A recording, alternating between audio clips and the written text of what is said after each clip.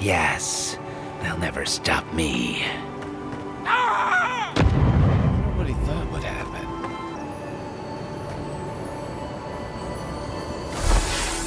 I don't critically judge games I haven't played, and after playing Avowed, I'm here to say that it is not a bad game. The online discourse surrounding this game has reached a fever pitch. I'd like to cut through the noise. Let's talk about what actually works and what doesn't. The setup is this. You're the Envoy, a personal representative of the Emperor of the Adirian Empire sent to investigate a magical plague in the Living Lands, a frontier region torn by colonialism and supernatural weirdness, and your job is to find out the cause of that weirdness and eradicate it.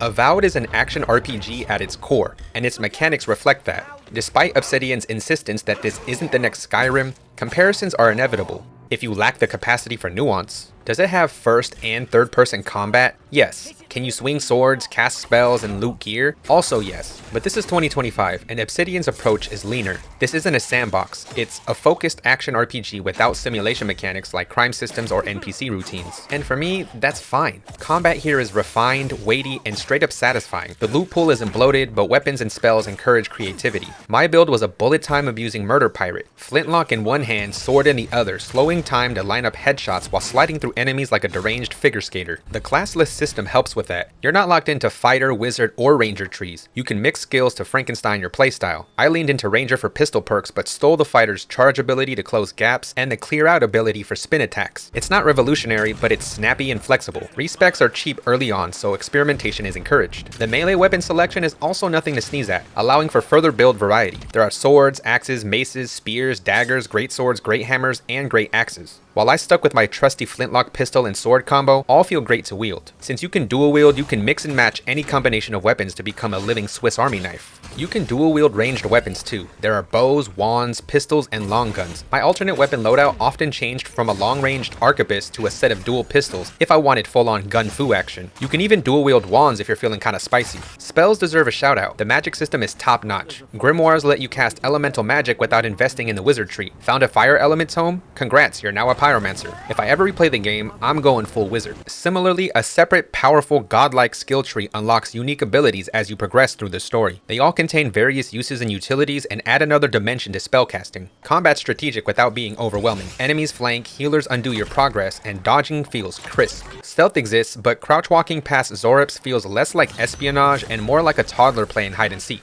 Gear upgrades keep you humble. Regions have fixed enemy tiers, and if your gear's underleveled, you'll meet the death screen fast. I appreciate this though. It forces you to engage with crafting. No more hoarding resources until the final boss. The catch is switching gear means grinding mats again. I respect that the game informs you of when your gear needs upgrading, typically by flat sounding weapon strikes, accompanied by your companion's vocal warnings.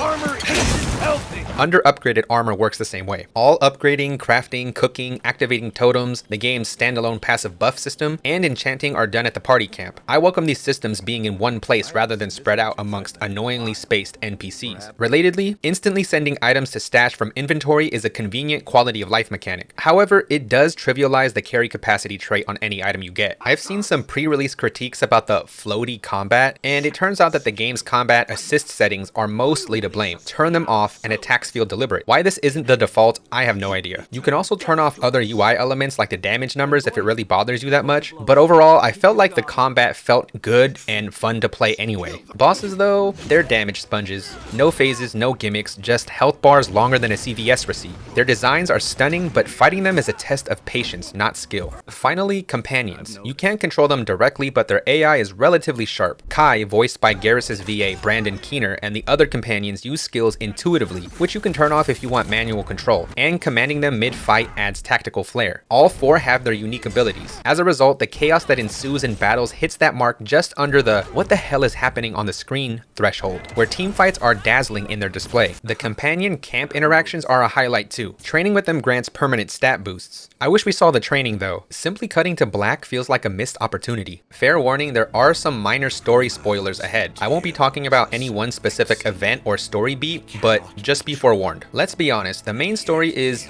generic. You're a godlike, blessed by a god at birth, and an envoy of the Adir Empire tasked with stopping the Dream Scourge plague. People either revere you or despise you, which should add nuance, but the plot plays it relatively safe. Where Avowed shines is the living lands itself. This region's history, factions, and weird ecology give it more personality than the main quest. Colonial tension simmers in every interaction, and side quests, mainly unmarked ones, reward curiosity. The writing's inconsistent though. Dialogue swings from razor-sharp political commentary to plainly flat lines delivered with the urgency of a grocery list. Some have critiqued it as lacking edge or overly filled with ironic interjections, implying a lot of characters don't take the world itself seriously. I agree, but it isn't all like that. When it works, it works. Voice acting follows a similar path. Kai, Matt Mercer's NPC, and a handful of other characters steal the show, while others sound like they're reading tax forms. While not revolutionary, your dialogue choices are in a gray area regarding morality. While there's no morality system, in terms of story, you can do what you want. You can continue to carry out the Emperor's will or completely turn your back on him. The game plays out accordingly. The companions slightly salvage the narrative. Kai's dry wit and tank skills meshed perfectly with my run and gun chaos style. Each has distinct personalities and backstories. Unlocking theirs at camp was my favorite part. Shame the main story couldn't match their depth though. As a final point, I noticed that there aren't many cutscenes. The balance of in-game happenings to impactful cutscenes is off in a world that contains primarily serious subject matter. While I'm not a massive fan of cutscenes that overstay their welcome, Avowed could have done with at least a few to add more weight to the narrative. The exploration in this game is by far one of my favorite parts. Zones are handcrafted, not open world, which means no empty fields, just generally dense, rewarding paths. Parkouring up cliffs and through ruins, behind waterfalls, and underwater felt like a treasure hunt, with upgrades, lore, or unique gear tucked in every corner. The parkour-infused exploration also lends itself well to truly appreciating the design of the world. While it is a bummer you can't go into every house or building you find, there are more than enough loot rewards and the occasional off-path NPC to make up for it. There's a sense of verticality and mystery around nearly every corner, nook, or hidden space. The art design is stylized. Bioluminescent forests glow like a rave, deserts bake under alien suns, and ruins crumble with Obsidian's signature charm. It's a world that begs for screenshots, even if character animations are stiff enough to double as mannequins. I'm hoping they add a photo mode soon because I'm positive people out there could create some sick photos. Some may feel put off by the whole mushroom design. I wasn't sold on the fungal aesthetic at first either,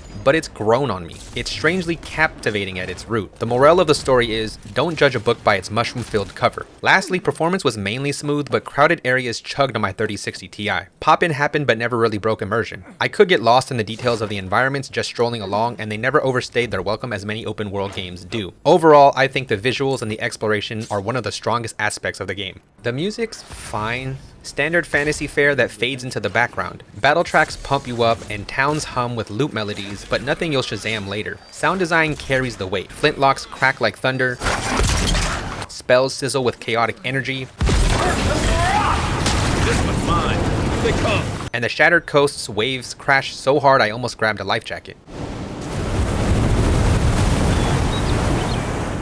Ambient chatter and creature noises make the world feel alive, even if the NPCs themselves move like wind-up toys. My only complaint is the directional audio. I spun in circles more than once, hunting a voice that sounded inches away. It turns out that they were 50 feet ahead. It's like the game gaslit me for fun. I don't think I've ever dealt with such misleading audio in a game, especially one with a ton of talking and audio cues to pay attention to. Avowed isn't perfect. The story's safe, bosses test your patience, and the writing's uneven, but I kept playing. For the companions who felt like old friends, the combat that clicked just right, and the world that felt worth saving, flaws and all. The game knows what it wants to do and executes it. They might have trimmed a lot of the fat off, but the game feels tightly packaged and fun to play. Avowed's biggest strength is its focus. In a genre bloated with endless maps and copy-pasted dungeons, this game knows when to say enough. The 30 to 40 hour runtime isn't a limitation, it's a design choice. You won't find 100 procedurally generated caves, but you will find handcrafted ruins with bespoke loot, environmental puzzles, and journals that make you laugh, feel sad, or ponder. If you're the type who skips dialogue to grind levels, this isn't for you. But if you crave a world that feels lived in,